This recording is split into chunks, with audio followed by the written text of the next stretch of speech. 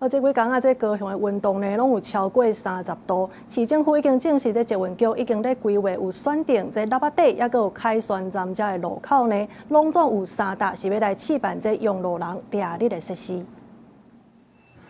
早起10點左右，高雄的溫度已經超過35度，真正4月中爾，高雄的天氣都已經這麼熱。那真正進入熱天，無論是騎車也是行路的人，在路口等車紅燈，攏是一種折磨。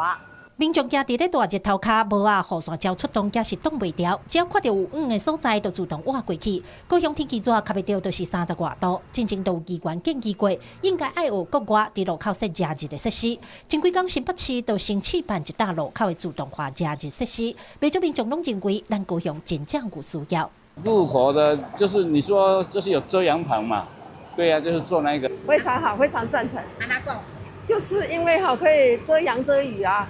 要不然整個路口就是這樣很光光的、熱死的，陽光又那麼強。在路口起熱日頭的設施，真正都議員捌爭取過。13有議員即陣講到，市府已經選定3搭地點要先來試辦，其中有2搭要做佇咧捷運的落巴底站，因為這對捷運站出來要行去輕鐵班車，帶有100公尺的路程，沿路攏無啥物物件通互民眾美日頭。議員建議，若愛做，閣愛做了水，而且會當參考台北甲降溫的措施，寫入去都市計劃做歸做。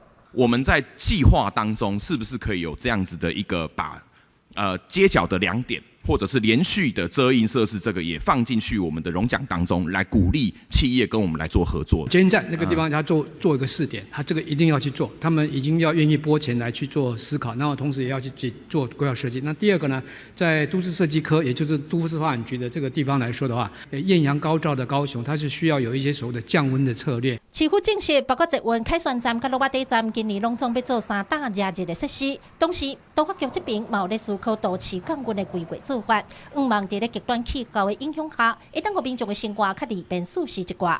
記者郭家祖、柯昭陽、高雄場報道。